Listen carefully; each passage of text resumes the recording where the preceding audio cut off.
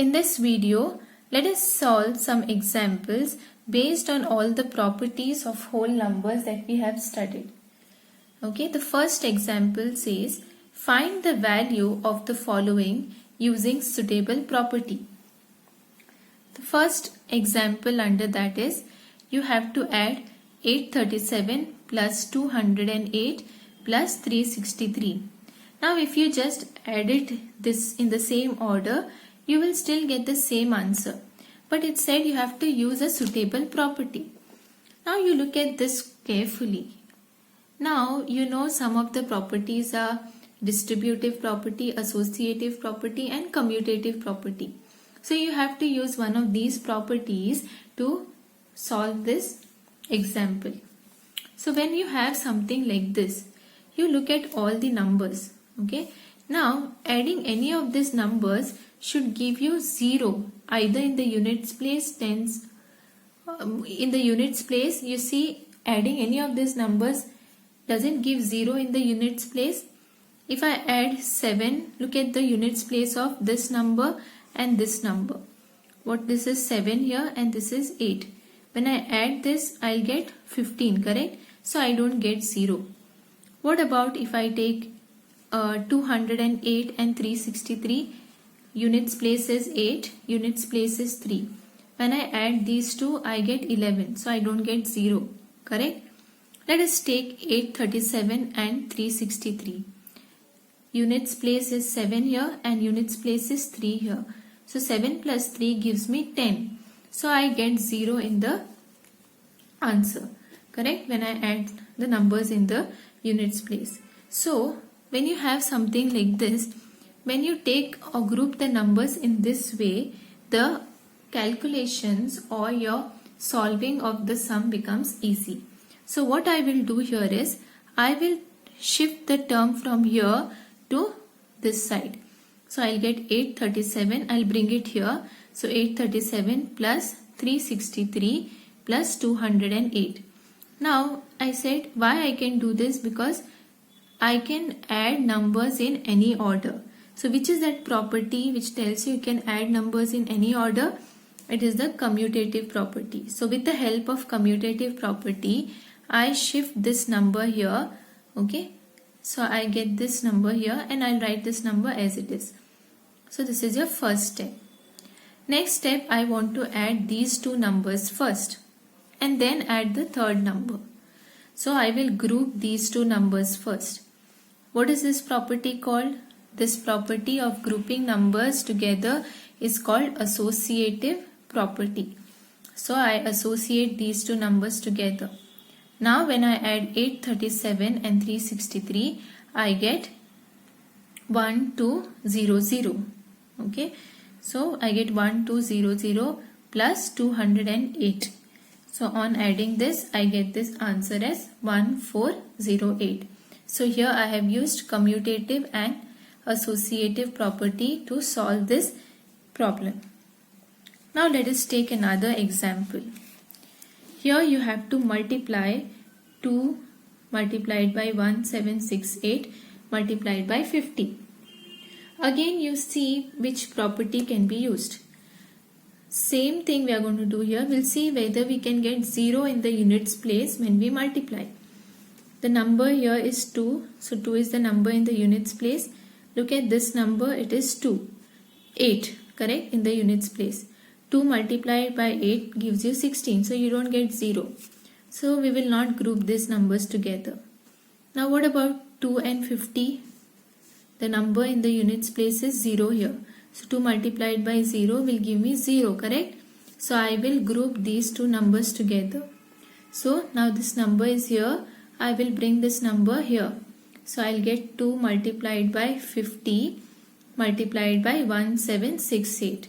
Which is the property used here? Commutative property. Okay. Next I will group these numbers together and multiply this first. So 2 multiplied by 50 multiplied by 1768. This is associative property. This is equal to, first I'll multiply this, I'll get 100. 100 multiplied by 1768, which is 176800. When you have something in hundreds, 200s or something like that, your multiplication becomes easier or addition becomes easier. That is the reason we are grouping the numbers in such a way that we get 0 in the units place. Okay, you can solve as it is, but when you use these properties and group the numbers, your calculations or multiplications or additions, they become easier. So this is the answer. Now let us look at the third example. You have to multiply or you have to solve this. This is 297 multiplied by 17 plus 297 multiplied by 3. If you see here also there is 297, here also there is 297. Here you have multiplication as well as addition. Which is that property which has multiplication as well as addition? It is distributive property. So you know you can use distributive property to solve this.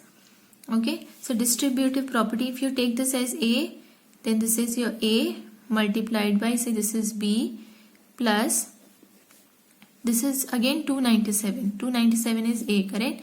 So A multiplied by C. So this is same as A multiplied by B plus C. So I can write it as 297 multiplied by 17 plus 3. So which property I have used here? Distributive property. So this is equal to 297 multiplied by 17 plus 3 is 20.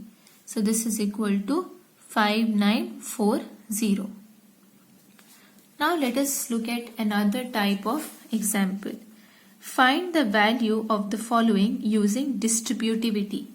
So you have to find the value of this using distributive property. So how to do this? Let us see. Write 738 as it is multiplied by 100 can be written as 100 plus 3, correct? This is 100 and 3 can be written as 100 plus 3. Now it is in the form A multiplied by B plus C. So now I can use distributive property. So this is 738 multiplied by 100 plus 738 multiplied by 3. First solve this. This is 73800 plus this bracket is 2214.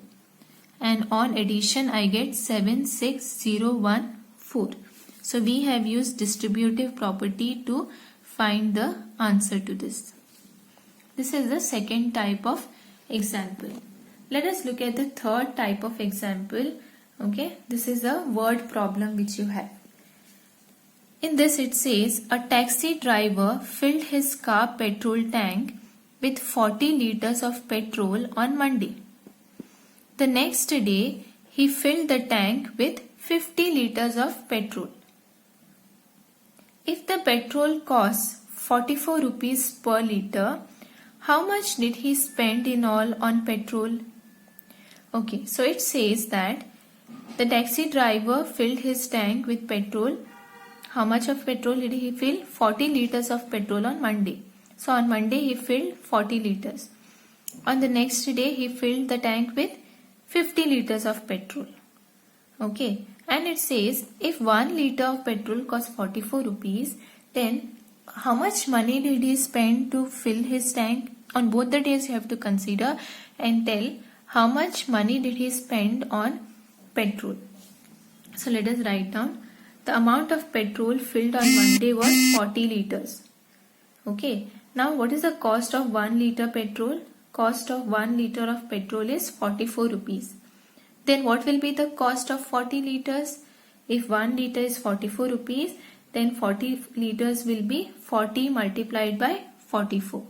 So the cost of 40 liters of petrol is 40 multiplied by 44.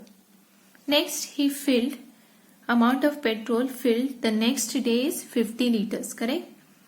Next day he filled his tank with 50 liters of petrol. So if 1 liter of petrol costs 44 rupees, then what will be the cost of 50 liters of petrol? Cost of 50 liters of petrol will be 40 multiplied by 50, correct? It is 40 multiplied by 50. So what will be the total amount of money he spent on petrol? The total amount of money that he spent on petrol will be 40 multiplied by 44, okay, plus 40 multiplied by 50. So the amount he spent in 40 liters plus the amount he spent on 50 liters will give you how much money in total he spent on petrol. Now look at this and see if you can use any property here. It has multiplication and as well as addition. So you can use here distributive property, correct? So if I am using distributive property, which one will be A? 40 is here as well as here. So your A will be 40. So 40 multiplied by B is 44 plus C is 50. So you have used here distributive property. So this is equal to 40 multiplied by 44 plus 50 is 94.